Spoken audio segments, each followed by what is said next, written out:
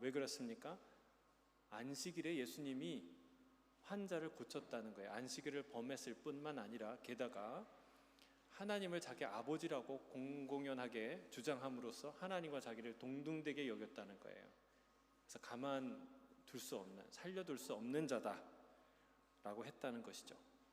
자, 이제 초막절이 가까워졌습니다.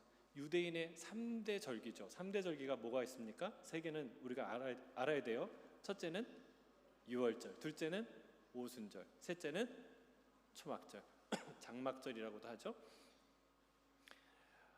이 초막절은요, 절기 중에 절기예요. 왜냐하면 우리나라의 추석과 같은 시즌이 딱 추석을 마치고 있는 절기예요. 그래서 사람들 마음도 풍요롭고 시간도 여유가 있어서 그 절기 중에 가장 많은 인파가 몰리는, 그리고 8일 동안 절기가 진행되는데 가장 마지막 날에는 잠을 안 잡니다. 빛을 밝히고 잠을 안 자고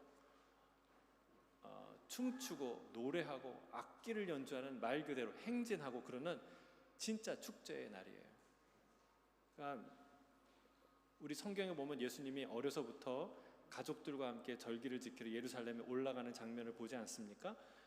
이 초막절에도 형제들이 같이 예수님과 올라가고자 이렇게 말을 합니다. 자, 오늘 성경을 보겠습니다. 1과 4절 같이 읽겠습니다. 시작. 그 형제들이 예수께 이르되 당신이 행하는 일을 제자들도 보게 여기를 떠나 유대로 가소서. 스스로 나타내기를 구하면서 묻혀서 일하는 사람이 없나니 이 일을 행하려 하거든 자신을 세상에 나타내소서 하니. 그러니까 형제들이 말하는 거예요. 형님이 하시는 이 일, 병자를 고치고 뭐 기적을 행하시고 이런 표적들을 나타내려거든 제자들이 보게 하려면, 여기 제자들은 12명만 포함하는 게 아니죠. 예수님을 따르고 앞으로 따를 수 있는 미래의 많은 지지자들, 그런 사람들을 가리켜 말하는 거예요. 그들이 그 형님의 그 특이함을, 특별함을 볼 수 있도록 해야 되지 않겠습니까? 유대로 올라가십시오. 예루살렘으로 올라가십시오. 스스로 나타내기를 구하면서 숨어서 묻혀서 일하는 사람이 어디 있습니까? 자신을 세상에 이제 나타내야 되지 않겠습니까? 라고 말을 해요.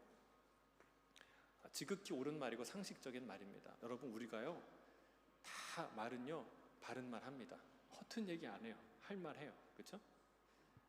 이 말도 바른 말이에요. 사실 스승이 어떤 자기 집이나 또는 어떤 강의실에서 회당이나 이런 데서 제자들을 가르쳤지만, 그러나 종종 자주 공개적인 자리에서 사람들에게 강연을 했습니다. 왜냐하면 그렇게 함으로써 자기의 어떤 지식이 증명이 되고 또 전파가 되고 그 과정을 통해 지지자들이나 제자들이 생기기 때문에 그렇습니다. 이 형제들이 이렇게 말하는 것은 당연한 일이에요. 그리고 예수님이 이 땅에 자기 자신을 숨기러 오지 않으셨어요. 드러내러 오셨죠. 자, 근데 형제들이 진짜 이 얘기를 하는 이유가 뭘까요? 첫째는 우리 형이, 누이가 있으니까 우리 오빠가 뭔가 특별한 사람이라는 건 알고 있었던 것 같아요. 어머니 마리아가 가나 혼인잔치에서 아들에게 부탁하지 않습니까? 어떤 특별한 능력이 있다는 것을 어머니가 알았듯이 아마 이 가족들이, 형제들이 그런 예수님의 특별함을 알았을 거예요. 둘째는 가족이니까, 형제니까 잘 되기 바라는 마음이 있겠죠. 더 큰 무대에서 인정받으십시오, 그러길 바랍니다 라는 마음이 있었겠죠. 왜 없겠습니까? 셋째는 사람들의 불편한 시선 때문에 그랬을 거예요. 그러면 좋은 소식은요, 이 형님에 관한 좋은 소식은 사실 듣긴 하지만 늦게 들려요. 근데 나쁜 소식은요 빨리 들립니다. 참 희한해요. 나쁜 소식은요 기가 막히게 빨리 들려요. 그러니까 무슨 소리가 들리냐면 네 형이 미쳤다는 거예요. 귀신 들렸다는 거예요. 그것도 단단히 들렸다는 거예요. 귀신 중에 제일 큰 귀신, 바알세불 귀신이 집혔다는 거예요. 그래서 이 가족들이 그 얘기를 듣고 형을 잡으러는 아니겠죠. 형을 데리러 가지 않습니까? 그 현장에 찾아가기도 합니다. 가족들로서는 그런 얘기를 듣는 것이 쉽지 않은 것이죠. 자, 이러저런 이유에 이런 말을 했을 거예요. 그러나 사도 요한은 이렇게 말하고 있습니다. 5절이에요. 5절 같이 읽겠습니다. 시작. 이는 그 형제까지들 자, 형제들이 예수님을 믿지 믿지 않았기 때문에 이런 말을 한다라고 기록합니다.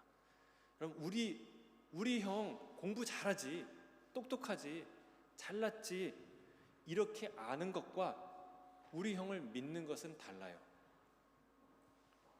더욱이 예수님이 보통 평범하지 않은 얘기를 하는 게 아니에요. 좀 한 번도 들어보지 않은 얘기를 하고 다녀요. 뭐라고 얘기하냐면 내가 하늘에서 온 생명의 떡이래요.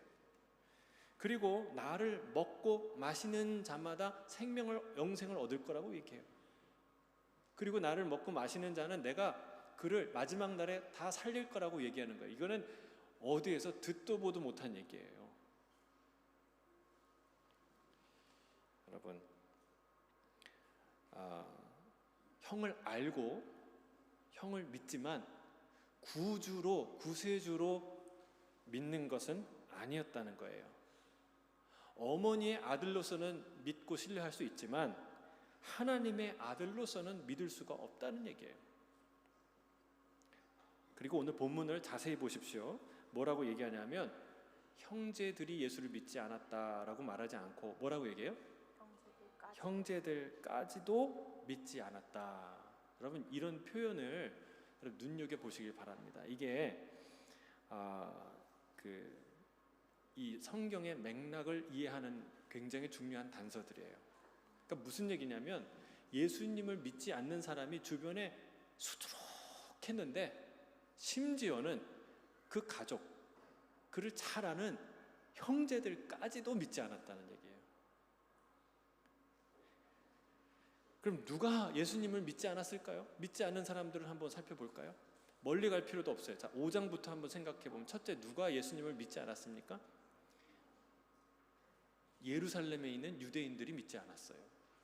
아까 제가 설교 초두에 언급한 것처럼 38년 된 병자를 안식일에 예수님이 고치셨어요. 자비의 집으로 불리는 베데스다. 그 베데스다에서 주님이 진짜 자비를 베푸신 거예요. 여러분, 이게 얼마나 놀랍고 선한 일입니까? 천사가 내려와서 물을 동할 때 그들이 얼른 들어가면 몸이 낫는다고 그러잖아요. 참 우리가 들어도 얼마나 그 현상이 신비해요. 그런 일이 일어나면, 그렇죠? 그런데 예수님이 이 38년 된 환자를 와서 찾아준 게 그것보다 100배, 1000배, 10,000배 놀라운 일인 거 아세요? 예수님은 천사들과 비교할 수 없는 천사를 부리시는 분이에요. 그 수중에 12군단도 더 되는 천사들이 있어요. 아니, 그 일개 천사가 와서 행하는 그 일이 아니라 그 모든 천사를 다스리시는 그 만왕의 왕이 직접 오셔서 치료하신 거예요. 얼마나 놀라운 일이에요? 얼마나 까무러칠 만큼 놀랍고 아름다운 일인가. 그 자비의 집에서, 그것도 안식일에, 안식 없는 한 인생에 하나님의 무한한 자비를 행하신 이 일이 얼마나 선한 일이냐고요. 근데 그들은요, 반응이 뭐예요? 냉담합니다. 냉소적입니다. 죽이려 듭니다. 참 안타까운 일이죠. 자, 두 번째 예수님 믿지 않는 사람들은 누구냐? 갈릴리 사람들이었어요. 갈릴리의 무리들. 그들은 처음에 예수님의 가르침에 심취했습니다. 어느 정도냐면 가는 곳마다 따라다녔고 아침부터 해가 질 때까지 배가 고픈 줄도 모르고 예수님의 말씀을 들었어요. 그러던 중에 그들은 오병이어의 기적을 맛봅니다. 그러니까 이들이 흥분한 거예요. 예수님을 억지로 자신들의 왕을 삼으려 했습니다. 주님께서 다시 표적행한 일을 거부하셨어요. 다시 떡을 만들어 달라는 요구를 거절하자, 내가 하늘에서 내려온 생명의 떡이라고 말씀하자 그들은 고개를 흔들며 떠납니다. 많은 사람들이 떠났어요. 자, 또 예수님을 믿지 않는 자들이 누구였습니까? 예수님의 제자들이었어요. 무리들이 아닙니다. 스스로 예수님의 제자라고 하는 많은 자들이 예수님의 그 말씀을 듣고 너무 어렵다고 떠났어요. 인자를 먹고 마시는 자마다 살 것이라는 이 말을 도대체 누가 알아듣겠느냐라고 말하며 떠납니다. 자, 네 번째는 누구예요? 누가 못 믿어요? 오늘 본문에 나오는 가족들이에요. 형제들이에요. 형제들까지도 예수님을 믿지 않았어요. 그나마 믿지 않으면 가만히 있으면 될 텐데 예수님을 말리러 다녔잖아요. 이제 말릴 수가 없으니 뭐해요? 빈정됩니다. 큰 무대에 좀 나가서 부딪혀 보시죠. 좀 자신을 증명해 보시죠. 데뷔를 좀 해보셔야 될 거 아니겠어요? 이렇게 이제 빈정되는 것이죠. 여러분, 형제들이 예수님을 등 떠미시는데 예수님이 등 떠민다고 밀리는 분이 아닙니다. 꿈쩍도 하지 않으시죠? 자, 요한은요 의도적으로 어떤 부분을 부각시키냐? 배척받는 예수님에 대한 부분을 부각시켜요. 예수님이 사면초가처럼 여러 부류의 사람들에게 선을 행하시고 최선을 다하시지만 그게 안 먹히는 장면, 배척당하는 그런 분위기를 이렇게 잘 묘사하고 있습니다. 왜 그럴까요? 왜 사도 요한이 그런 분위기를 막 이렇게 다 기적행하고 막 모든 사람이 아멘하고 할렐루야하고 다 믿었더라, 즐거웠더라, 뭐 이렇게 안 쓰고 왜 이런 좀 이 굉장히 요한복음에 보면 감동적이지만 긴장 요소가 많거든요. 왜 이렇게 긴장 요소들을 많이 썼을까? 특별히 배척받으시는 예수님에 대해서 부각했을까? 여러분, 외롭고 처량한 예수님을 보여줌으로써 동정심을 유발하기 위해서 동정표를 얻고자 했을까요? 아닙니다. 여러분, 절대로 구원은 그렇게 일어나지 않습니다.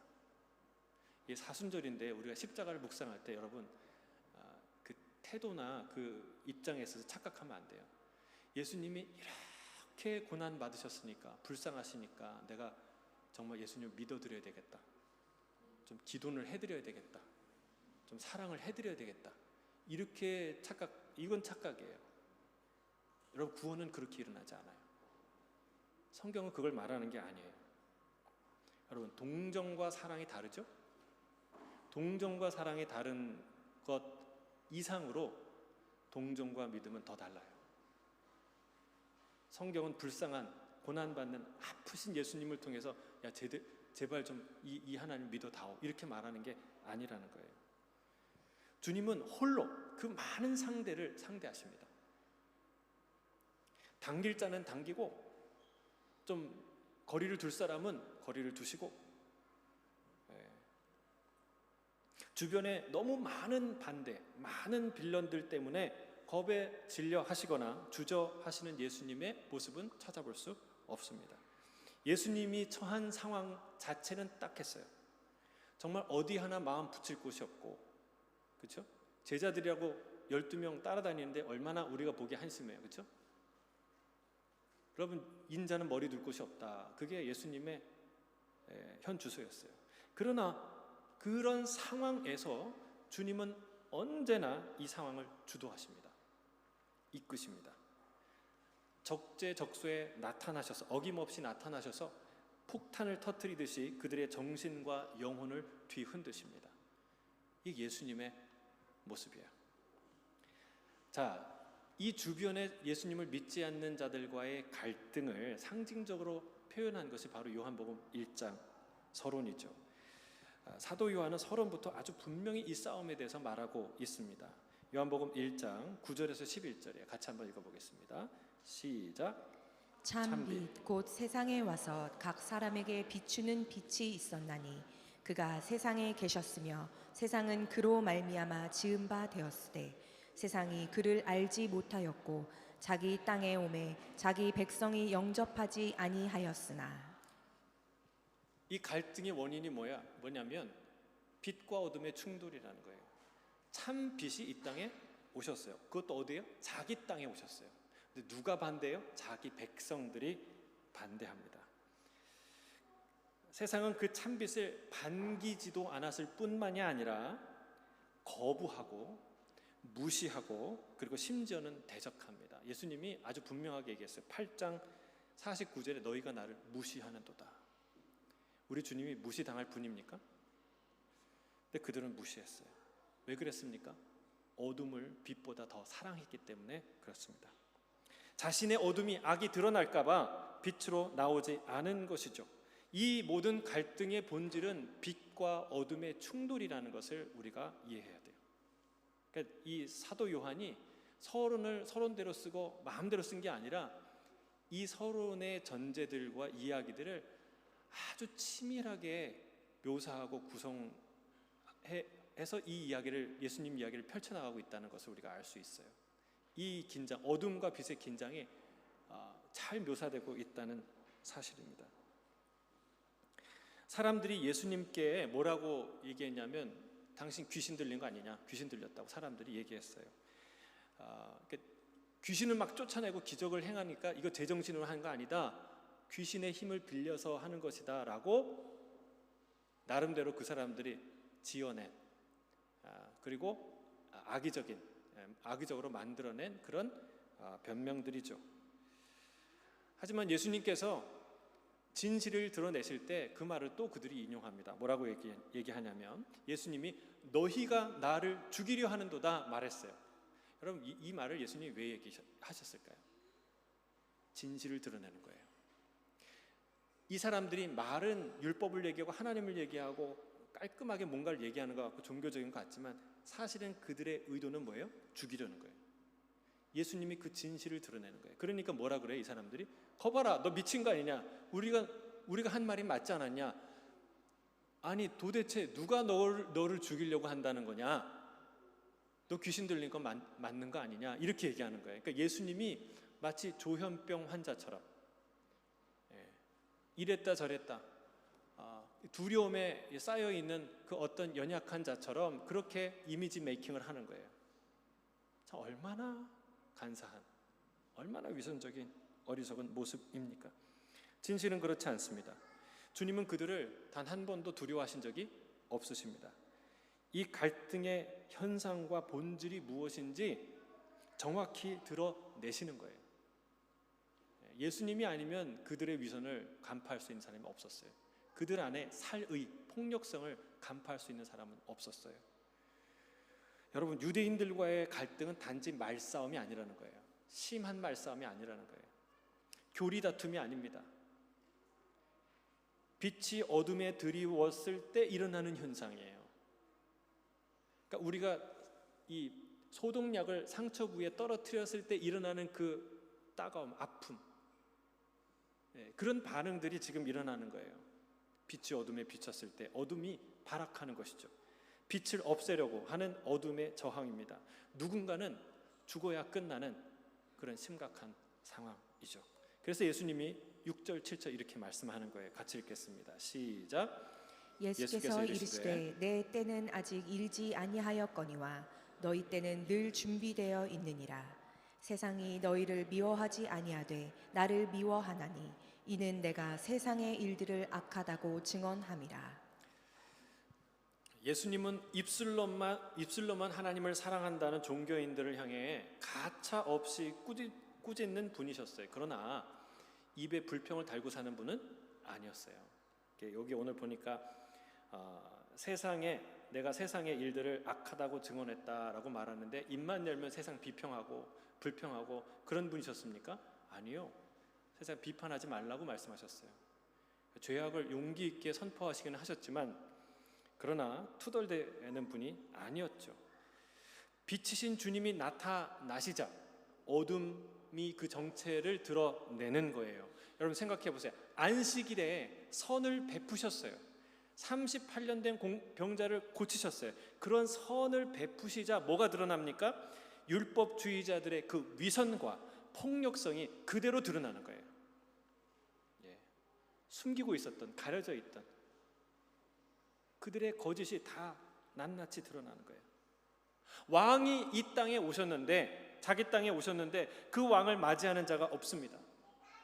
포도원 주인이 돌아왔는데 그를 즐겁게 맞이하는 종들이 하나도 없습니다. 자, 이 상황 자체가 얼마나 불편한 상황이냐, 서로에게. 이걸 여러분 이해하셔야 된다는 거예요. 왕이 왔는데 신하들이 다 눈이 딴 데 보고 있는 거예요. 자기 포도원에 왔는데 그 종들이, 일꾼들이 반기지 않는 거예요. 근데 여러분, 농부들의 입장에서 한번 생각해 보세요. 종들의 입장에서는 그들은 어떻게 생각할까요? 그들도 할 말이 있는 거예요. 아니, 당신 오기 전에는 우리 잘 살았거든. 아무 문제 없거든. 근데 왜 당신이 와서 이 불편함을 우리에게 주게 하는 거예요? 당신 때문에. 마치 우리가 뭔가 잘못한 것처럼 왜 거기 서 있냐는 거예요. 이런 상황이에요. 얼마나 어둠 속에 오신 주님은 주님대로, 그 빛 가운데 자기의 어둠이 드러난 종은 종대로 얼마나 이 불편한 상황이 전개되느냐, 이것을 이해할 필요가 있습니다. 여러분, 얼마나 예수님이 가실 길이 험한 길이겠습니까? 예상이 되지 않습니까? 놀랍게도 예수님은 그 험한 길을 혈혈단신으로 걸어가십니다. 마치 무림의 고수가 적진에 홀로 딱 가는 것처럼 007의 제임스 본드가 그냥 적진에 낙하산 타고 혼자 떨어지잖아요. 그리고 다 처리하잖아요. 예수님이 그 적진 속으로 혼자 들어가신 거예요. 그 일을 하고 계신 것이죠. 여러분, 이 사도 요한은 인간의 이 반역적 요소들을 놓치지 않고 이 요한복음에 계속 묘사하고 있습니다. 복음서에서 이 맥락을 읽어내는 것은 굉장히 중요합니다. 왜냐하면 예수님이 무엇과 싸우시는지, 무엇 때문에 십자가의 길을 걸어가시는지 알 수 있기 때문에 그렇습니다. 죄는 무엇인가? 하나님을 싫어하는 마음이에요. 하나님을 밀어내는 마음이에요. 왜요? 자기가 하나님, 내 인생의 주인이 되려고 하는 마음이 있기 때문에 밀어내는 거예요. 그게 우상숭배죠. 그게 영적 교만이죠. 그리고 죄악의 뿌리입니다.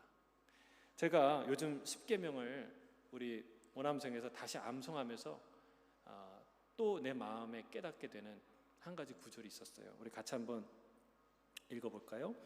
출애굽기 20장 5절에서 6절 같이 읽겠습니다. 시작. 나 내 하나님 여호와는 질투하는 하나님인즉 나를 미워하는 자의 죄를 갚되 아버지로부터 아들에게로 3, 4대까지 이르게 하거니와 나를 사랑하고 내 계명을 지키는 자에게는 1000대까지 은혜를 베푸느니라.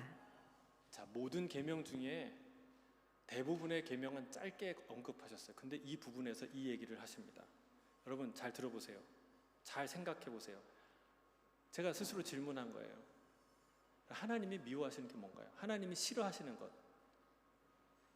그 죄가 얼마나 크면 그 사람에게만 임하는 게 아니라 3, 4대까지 그 죄를 물으실 정도로 싫어하시는 죄가 뭐예요? 곧 하나님을 미워하는 죄예요. 따라하겠습니다. 하나님을 미워하는 죄. 이게 제일 큰 죄라는 거예요. 하나님을 미워하는 죄. 질문한 거예요, 저 스스로. 나는 하나님을 미워하나? 그렇지 않은 것 같아요. 여러분, 하나님 미워하십니까? 아니죠. 또 질문한 거예요. 세상에는 그럼 교회 안에 말고 밖에는 온통 다 하나님을 미워하는 자들로만 가득할까요? 여러분, 예수님 안 믿을 때 막 교회 다니는 사람 쫓아다니면서 괴롭혔어요? 아니죠. 세상에 그렇게 하나님에 대한 적개심으로 그냥 가득 찬 사람이 있긴 있지만 그렇게 사는 사람만 있는 게 아니거든요. 대부분은 뭐예요? 무관심. 그냥 무관심해요. 그냥 좀 별로 안 좋아하는 거예요. 다른 것들을 사랑하는 거예요. 그렇죠? 그렇게 인생을 보내요. 그런데 여러분, 하나님을 적대시하는 그런 적그리스도도 하나님이 심판하지만 누구도 심판해요? 예수 안 믿는, 하나님을 사랑하지 않는 사람들도 똑같이 심판당한다는 거예요. 그게 무슨 얘기예요? 그게 같은 죄라는 거예요. 같은 죄. 둘 다 한 몸뚱아리라는 거예요. 약간 다른 얼굴을 하고 있는지 모르겠지만 붙어 있다는 거예요. 제가 그걸 깨달은 거예요. 아, 그렇구나. 하나님을 좋아하지 않는 것이 죄의 본질이구나.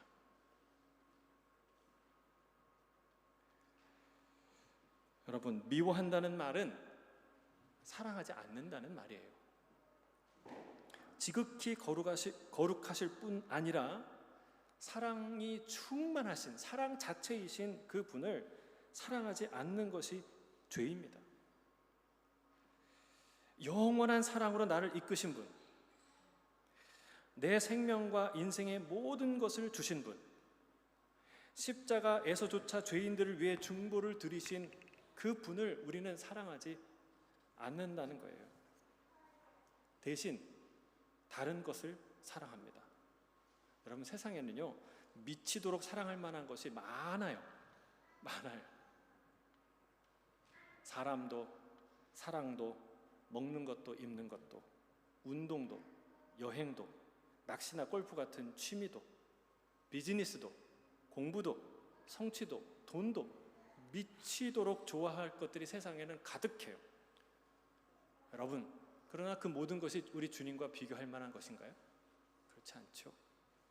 우리는 주님보다 한참이나 미치지 못하는 것을 주님보다 한참이나 더 많이 사랑한다는 거예요. 그게 바로 죄입니다. 그게 바로 우리의 우상들이에요. 보세요. 38년 된 병자를 고치셨어요. 안식일에 고치셨다고 그들은 비난합니다. 화를 있는 대로 냅니다. 이게 마땅한 태도입니까? 그들의 태도가 얼마나 잘못됐어요. 냉소적이고 악한 모습 아닙니까? 여러분, 인터넷 영상을 좀 보세요. 거기 지나가는 행인한테 조금만 선한 일을 하면 몰래카메라로 찍어가지고 난리가 납니다. 이런 세상에 이런 천사가 없다 그러고, 여러분, 조회수가 엄청 늘어나고 사람들이 퍼다 나르고 세상에 이런 착한 사람도 있어 칭찬 일색입니다. 감동의 찬사가 쏟아집니다. 그런데 비교해 보세요. 38년 된 아무도 거들떠보지 않는, 설령 마음을 둔다고 해도 아무도 고칠 수 없는 38년 동안 절망의 사슬에 매여 있는 그 어떤 자비도 바랄 수 없는 그 한 사람을 주님께서 해방시키셨어요. 자유케 하셨어요. 그 인생에 위로를 주셨어요. 그게 얼마나 놀라운 일이에요. 얼마나 선한 일입니까? 그러면 여러분, 적어도 박수 쳐야 되지 않습니까? 기뻐해야 되지 않습니까? 환호해야 되지 않습니까? 감동받아야 정상 아닙니까? 그런데 그들의 태도를 보세요. 냉담합니다. 냉소적입니다. 그들은 실상 입만 열면 하나님과 하나님의 헤세드, 자비와 사랑을 말했지만 진짜 실제로 하나님께서 그런 능력을 베푸시자 화를 내는 거예요. 내 고객 뺏겠다는 거예요. 이 사람 날려고 맨날 나한테 막 와서 막 헌금도 내고 막 이렇게 잘 보이려고 애썼는데 이제 그럴 일 없잖아요. 화내는 거예요. 여러분, 하나님을 미워하는 마음, 시기하는 마음이 그 정체를 드러낸 것이죠. 이게 죄의 모습입니다. 사랑하는 성도 여러분, 우리는 다르지 않을까요? 주님이 여전히 우리에게 선을 베푸시고 계시지만 우리는 그 하나님, 그 주님에 대해서 냉담하고 냉소적이지 않습니까? 무관심하지 않습니까? 우리 스콧 전도사님이 자기 설교하는 것을 유튜브에 올렸어요. 제가 그렇게 하라 그랬거든요. 근데 제가 깜짝 놀랐어요. 우리 교회 채널 유튜브 그 구독자 수가 450명이에요. 근데 우리 스콧 전도사님의 개인 채널 구독자 수가 2,600명이 넘어요. 제가 깜짝 놀랐어요. 그리고 조회수, 제 설교 조회수는 20회인데 그분 설교에서는 130회인 거예요. 제가 기뻤을까요? 슬펐을까요? 기뻤죠. 여기 슬펐다 그러면 되겠어요? 그래서 기뻤으니까 얘기하는 거지. 근데 여러분, 하나님이 남에게 복을 베푸시는데 냉소적인 거예요. 뭐예요? 그게 나랑 무슨 상관인데? 왜 그 사람만 고치는데 왜 나는, 왜 우리 아빠는, 우리 가정은 그러고 있는 거예요. 우리가 얼마나 기형적인 감정을 갖고 있는가, 악한 심보를 갖고 있는가, 하나님의 선에 대해서 반응할 줄 모르고 선하신 하나님을 사랑할 줄 모르는 악한 심정을 갖고 있는가. 여러분, 온 세상은 지금도 여전히 예수님을 배척합니다. 인자는 머리 둘 데 없다 말씀하십니다. 여러분 생각해 봐야, 돌아봐야 돼요. 나는 그분을 환영하고 있는가? 열렬히 맞이하고 있는가? 나는 그분을 손님으로만 대접하지 않는가? 여러분, 이게 딱 일주일에 요 예배드린 2시간만 주님을 열렬히 환영하고 그 나머지 시간은 다 이렇게 상관없이 지내는 거, 그럼 안 돼요. 안 돼요. 정말 안 돼요. 여러분, 참 빛이신 그분은 왕으로, 주인으로 내가 즐겁게 모셔야 돼요. 여러분, 주님은 지금도 여전히 배척당하고 계시다는 거예요. 문을 두드리고 계시다는 거예요. 주님이 이렇게 딱 살펴보는 거예요. 살펴보는데 누가 나를 환영할까? 그런 사람을 찾는다는 거 아니에요. 잠깐 2시간, 며칠 동안은 주님을 환영해도 손님일 뿐이에요. 손님. 아니 주님, 내게 오세요. 나 있잖아요. 나에 오세요. 나는 일주일 내내 시간 널널합니다. 주님 나와 시간 보내주세요. 나를 다스려 주시고 무슨 얘기든 해주세요. 당신이 나보다 식견이 높으시고 나를 더 잘하시고 정말 선하신 분이니까 나를 다스려 주세요. 정말 도와주세요. 난 정말 주님을 환영해요. 이렇게 주님을 맞이하는 자가 몇 명이나 있냐는 거예요. 내가 좀 이거 어려운데 이것만 도와주세요. 뭐 많이도 도와달라는 얘기 아니에요. 이것만 딱 도와주시면 괜찮아요. 제가 잘할 수 있어요. 이러고 예수님을 대하지 않나. 여러분, 예수님은 우리 인생에 문전박대 당할 분이 아니십니다. 주님은 잡상인이 아니십니다. 내 인생에 찾아온 손님 중에 가장 귀하신 분이에요. 그분을 놓치면 안 돼요. 그분을 붙들어야 돼요. 근데 우리는 그분 말고 더 사랑하는 것들이 많아서 그분은 항상 뒷전이에요. 여러분, 우리 인생을 돌아보시기를 바랍니다. 그분 붙드시길 바랍니다. 주님은 형제들의 제안을 거부하시죠. 내 때가 아직 이르지 않았다라고 말씀하셨습니다. 그리고 갈릴리에 머무십니다. 형제들과 함께 올라가지 않으셨어요. 근데 11절에 보면 예수님이 혼자 은밀히 예루살렘에 올라가셨다고 말씀합니다. 생각이 바뀌셨나요? 계획이 바뀌셨나요? 아니면 형제들을 속이신 건가요? 자, 모든 것에는 때가 있습니다. 때가. 그렇죠? 요즘에는 좋은 밥솥이, 전기밥솥이 밥을 하지만 예전에는 솥밥을 하잖아요. 놀러 가면 솥밥으로 밥을 짓잖아요. 여러분, 밥을 지을 때 뚜껑을 아무 때나 열어보면 돼야 안 돼요? 궁금해요. 밥이 됐을까? 잘 됐을까? 그리고 그냥 수시로 열어본다. 그럼 돼야 안 돼, 밥이? 안 돼요. 기다려야 돼. 뜸들이지 마라, 막 우리가 얘기하잖아요. 근데 뜸들일 시간은 버려지는 시간이 아니에요. 밥이 맛있게 익어가는 시간이에요. 그 시간이 꼭 필요해요. 기다림이라는 건 굉장히 중요한 시간이라는 거예요. 다 때가 있다는 거예요. 주님은 어둠의 세력들을, 잔당들을 일거에 소탕할, 멸하실 계획을 갖고 계셨습니다. 그 결정은 그 형제들이 하는 말과 같이 갈릴리가 아니라 예루살렘에서 하실 거예요. 그리고 그들의 말처럼 명절에 할 거예요. 그러나 이 초막절이 아닙니다. 6월절이죠. 이번 가을이 아니라 돌아오는 봄이에요. 그 뜻은, 그 시기는 주님이 정하십니다. 그래서 주님은 때를 기다리신 거예요. 때를. 여러분, 우리는 때를 기다리는 것처럼 답답해하는 일이 없어요. 이거는 굉장히 답답하고 수동적인 태도인 것처럼 우리가 생각해요. 그렇지만 아닙니다. 여러분, 기다린다는 것은 매우 적극적이고 능동적인 행동입니다. 때를 기다린다는 건 때가 다가오고 있다는 걸 안다는 거예요. 그리고 그 때가 다가왔을 때 그 때를 잡을 준비를 하고 있다는 뜻이에요. 여러분, 파리를 파리채로 사냥해 보신 적 있으십니까? 잡은 적이 있어요? 요즘엔 그럴 일이 많지 않지만 호주 파리는 지독하잖아요, 그죠? 빠르고 막 겁이 없고. 근데 여러분, 파리를 사냥할 때 파리채를 가만히 들고 잡으려고 하는 그 순간은 수동적인 시간이고 멍청한 시간이에요? 쓸데없는 시간이에요? 아니에요. 사냥 본능으로 충만한 시간이에요. 급하다고 빨리 한다고 이렇게 막 마음대로 휘두르면요, 타이밍만 놓쳐요. 시간이 더 배로 지나가요. 기다려야 돼요. 어떻게? 노려보고 타이밍을 기다리는 거예요. 적정한 자리에, 그러니까 내려칠 수 있는 자리에 그 파리가 앉을 때까지 기다려야 돼요. 그리고 그 자리에 딱 앉아서 방심하는 그 순간 아주 순식간에 내려쳐야지 그 파리를 잡을 수 있는 것이죠. 여러분, 기다리는 시간은 무료한 시간이 아니에요. 수동적인 시간이 아니라는 거예요. 주님은 때에 관한 문제에 있어서 절대로 양보하지 않습니다. 왜 그렇습니까?